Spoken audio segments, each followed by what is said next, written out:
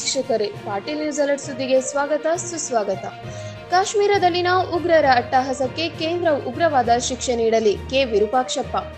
Sindhanur, April 23. ನಿನ್ನೆಯ ದಿನ ಕಾಶ್ಮೀರದಲ್ಲಿ ನಡೆದ ಉಗ್ರರ ದಾಳಿಯನ್ನ ಖಂಡಿಸಿ ಇಂದು ಮಾಜಿ ಸಂಸದರಾದ ಕೆ ವಿರೂಪಾಕ್ಷಪ್ಪನವರು ತಮ್ಮ ನಿವಾಸದಲ್ಲಿ ಮಾಧ್ಯಮದ ಮೂಲಕ ಮೃತರಿಗೆ ಸಂತಾಪ ಸೂಚಿಸಿ ಮೃತ ಕುಟುಂಬದವರಿಗೆ ದುಃಖ ಭರಿಸುವ ಶಕ್ತಿ ದೇವರು ನೀಡಲಿ ಎಂದು ಹೇಳಿ ಉಗ್ರರ ಪೈಶಾಚಿಕ ಕೃತ್ಯವನ್ನ ಖಂಡಿಸಿದ್ರು.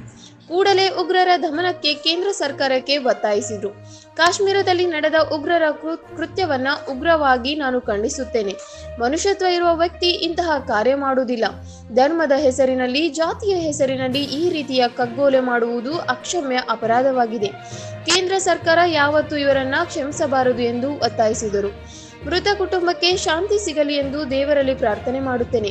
ಇಂತಹ ಉಗ್ರ ಕೃತ್ಯಗಳು ದೇಶದಲ್ಲಿ, ರಾಜ್ಯದಲ್ಲಿ ನಡೆಯುವುದನ್ನು ನೋಡಿದಾಗ ಇಂಥವರನ್ನು ಸಂರಕ್ಷಿಸುವ, ಪೋಷಿಸುವ, ಬೆಂಬಲಿಸುವ ವರ್ಗದ ಜನರಿದ್ದಾರೆ. ಅಂತಹ ದೇಶದ್ರೋಹಿಗಳಿಗೂ ಕಠಿಣ ಶಿಕ್ಷೆ ನೀಡಬೇಕು. ಓಟಿಗಾಗಿ ರಾಜಕೀಯ ಅಧಿಕಾರಕ್ಕಾಗಿ ಇಂಥವರನ್ನ ಬೆಳೆಸುವ ದೇಶದ್ರೋಹಿಗಳನ್ನು ಕೇಂದ್ರ ಸರ್ಕಾರ ಉಗ್ರವಾಗಿ ಕ್ರಮ ಕೈಗೊಳ್ಳಬೇಕು ಎಂದು ತಿಳಿಸಿದರು. ನಿನ್ನೆ ದಿವಸ ಕಾಶ್ಮೀರದಲ್ಲಿ ನಡೆದಿರ್ತಕ್ಕಂಥ ಉಗ್ರರ ಕೃತ್ಯ ಉಗ್ರವಾಗಿ ನಾನು ಖಂಡಿಸಲಿಕ್ಕೆ ಇಷ್ಟಪಡ್ತೇನೆ. ಮನುಷ್ಯತ್ವವಿದ್ದಂಥ ವ್ಯಕ್ತಿ ಯಾವ ವ್ಯಕ್ತಿನೂ ಕೂಡ ಇಂಥ ಕಾರ್ಯವನ್ನು ಮಾಡಲಿಕ್ಕೆ ಸಾಧ್ಯ ಇಲ್ಲ. ಒಂದು ಧರ್ಮದ ಹೆಸರಿನಲ್ಲಿ, ಜಾತಿಯ ಹೆಸರಿನಲ್ಲಿ ಈ ರೀತಿಯ ಕಗ್ಗೊಲೆ ಮಾಡುವಂತಹದ್ದು ಅಕ್ಷಮ್ಯ ಅಪರಾಧ.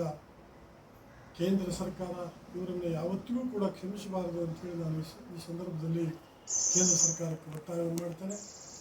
ಮೃತರ ಕುಟುಂಬಕ್ಕೆ ಶಾಂತಿ ಸಿಗಲಿ, ಮೃತ ಕುಟುಂಬಗಳಿಗೆ ಸಹನ ಶಕ್ತಿ ಹೆಚ್ಚಾಗಲಿ ಅಂತ ಹೇಳಿ ದೇವರಲ್ಲಿ ಪ್ರಾರ್ಥನೆ ಮಾಡ್ತೇನೆ.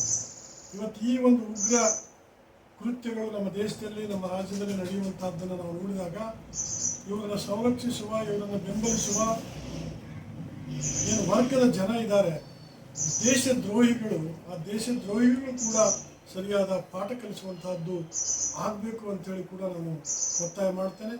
ರಾಜಕೀಯ ಅಧಿಕಾರಕ್ಕಾಗಿ, ಓಟಿಗಾಗಿ ಇಂಥ ವ್ಯಕ್ತಿಗಳನ್ನು ಬೆಳೆಸುವಂತಹದ್ದಿದೆ, ಇದು ದೇಶದ್ರೋಹದ ಕೆಲಸ ಅಂತ ಹೇಳಿ ಕೂಡ ನಾನು ಈ ಸಂದರ್ಭದಲ್ಲಿ ಹೇಳಕ್ಕೆ ಬಯಸ್ತೇನೆ. ಕೇಂದ್ರ ಸರ್ಕಾರ ಉಗ್ರ ಕ್ರಮ ತೆಗೆದುಕೊಳ್ಬೇಕು ಅಂತೇಳಿ ಒತ್ತಾಯಿಸ್ತೇನೆ.